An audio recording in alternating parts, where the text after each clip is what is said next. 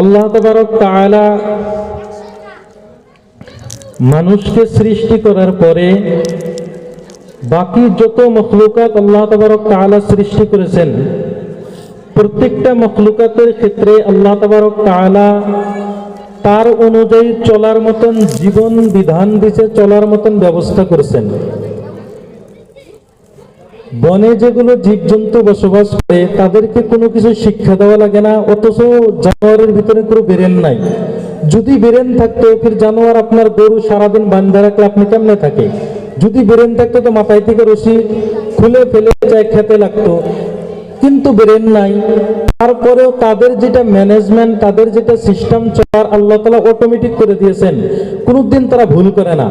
একটা বিড়ালকে যতদিন আপনি বাড়ির পাকঘর থেকে, রান্নাঘর থেকে তাড়ায়া দেন, সে আপনার পাকঘরেই আসবে, কারণ তার মাথার ভিতরে আল্লাহ তাআলা এটা সেট করে